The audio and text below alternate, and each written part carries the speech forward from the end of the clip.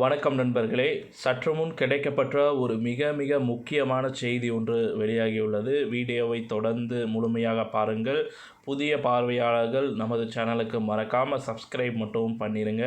நேற்று செந்தில் பாலாஜி, அதாவது உயர்நீதிமன்றத்தில் பார்த்திங்கன்னா செந்தில் பாலாஜியின் வழக்கு உயர்நீதிமன்றத்தில் நடைபெற்றது. இதில் இறுதி தீர்ப்பானது 2 நீதிபதிகளும் மாறுபட்ட கருத்துக்களை கூறிய நீதிபதிகளை பார்த்திங்கன்னா நியமித்து இறுதி தீர்ப்பு, அதாவது 3வது நீதிபதியை பார்த்திங்கன்னா நியமித்து இறுதி தீர்ப்பு வெளியிடப்படும் என்று அதிகாரப்பூர்வமாக நேற்று அறிவித்தாங்க. ஸோ இன்று 3வது நீதிபதியான கார்த்திகேயன் அவர்கள் பார்த்திங்கன்னா நியமித்துள்ளார்கள். அது மட்டுமல்லாமல் இன்று தீர்ப்பு வர உள்ளதாம் தகவல்கள் வெளியாகியிருக்கிறது. ஜாமீன் பார்த்திங்கன்னா கிடையாது. 365 நாட்களுக்கு செந்தில் பாலாஜி அவர்களுக்கு ஜாமீன் கிடையாது என்று செய்தி பார்த்திங்கன்னா வந்த வண்ணம் உள்ளது. ஸோ தண்டனை அனுபவிக்க வேண்டும் நீதிபதியாக இருக்கக்கூடிய கார்த்திகேயன் அவர்கள் கூற உள்ளதாக தகவல்கள் வெளியாகியுள்ளது. இந்த நிலையில்தான் செந்தில் பாலாஜி அவர்கள் 100 நாட்கள் சிறைவாசம்தான் இருக்க வேண்டும். அமலாக்கத்துறையினர் கேட்கக்கூடிய கேள்விகள் அனைத்துக்கும் பதில் கிடைக்கப் பெற்றால் நிச்சயம் கோபாலபுரத்தில் பார்த்திங்கன்னா கோபாலபுர கொள்ளையர்கள் சிறைக்கு செல்வது தான் பார்த்திங்கன்னா என்று அண்ணாமலை அவர்கள் கூறியிருக்கிறாரு.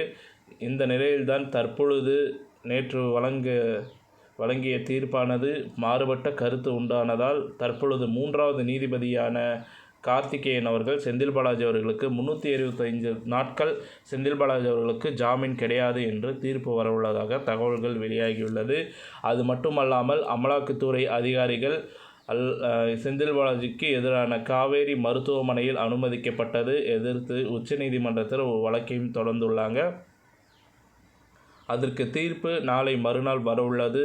தொடர்ந்து செந்தில் பாலாஜி அவர்களுக்கு ஆப்படிக்கும் விதமாக அமலாக்கத்துறையினர் அதிரடியான கைதுகளையும் பார்த்திங்கன்னா மேற்கொண்டு வருகின்றனர். அதற்கும் மேலாக பார்த்திங்கன்னா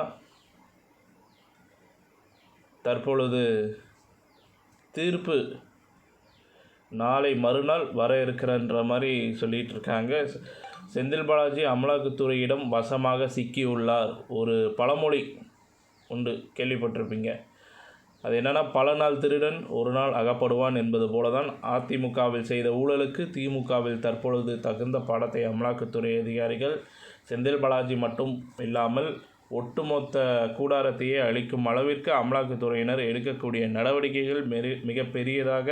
அது மட்டுமல்லாத செந்தில் பாலாஜி அவர்களுக்கு இத்தனை நாட்கள் உதவியாக இருந்த ஸ்டாலின், அதாவது முதல்வர் ஸ்டாலின் அவர்களும் குற்றவாளியாக கருதி அவரது பதவியும் பறிக்க வேண்டும் என்று அண்ணாமலை அவர்கள் ஆளுநரிடம் கடிதம் ஒன்றை அனுப்பியுள்ளதாக தகவல்கள் வெளியாகியுள்ளது. 3வது ஆண்டில் திமுகவுடைய ஆட்சி அடியோடு அழிக்கக்கூடிய நிலைமை பார்த்திங்கன்னா செந்தில் பாலாஜி அவர்களால் வந்துவிட்டது என்பது ஒரு மாற்று கருத்தும் கிடையாது. நேற்று திமுகவின் அமைச்சர் துரைமுருகன் அவர்களிடம் பற்றி கேட்டபோது, அவரை பற்றி என்னிடம் கேட்காதீர்கள், அவர் ஒரு தீய சக்தி என்றும் கூறியுள்ளதாக நேற்று ஒரு பேட்டி ஒன்றில் பதிலளித்திருந்தார். அதை நீங்கள் பார்த்திருப்பீர்கள் என்று நான் நம்புகிறேன். தற்பொழுது திமுகவில் உள்ள அமைச்சர்கள் எல்லோரும் கடும் கோபத்தில் இருக்கும் நிலையில் ஸ்டாலின் மட்டும்தான் செந்தில் பாலாஜி அவர்களுக்கு ஆதரவாக இருக்கிறார். காரணம் என்பது நமக்கு தெரியும். 30,000 கோடி ஊழல் அடிமட்டத்திலிருந்து உதவியாக இருந்தது. செந்தில் பாலாஜி மட்டும்தான் தற்பொழுது அமலாக்கத்துறை கஸ்டடிக்கு வந்துவிட்டால் உதயநிதி ஸ்டாலின் மருமகன் இவர்கள் மூவரும் கூண்டோடு சிறைக்கு செல்வது உறுதி. எந்த ஒரு வித மாற்று கருத்தும் கிடையாது. ஸ்டாலின் அவர்களின் பதவியை பறிப்பதற்கு ஆளுநர் அவர்கள் ஏற்பாடுகளையும் செய்து வருகிறார். பொறுத்திருந்து பார்க்கலாம் என்ன நடக்கப் போகுது, ஏது நடக்கப் போகுது. செந்தில் பாலாஜி அவர்களுக்கு ஜாமீன் கிடைக்குமா அல்லது ஜாமீன் தடை செய்யப்படுமா அப்படின்றத பொறுத்திருந்து பார்ப்போம். இந்த தகவல் பிடிச்சிருந்தால் லைக் பண்ணுங்கள், ஷேர் பண்ணுங்கள். நன்றி, வணக்கம்.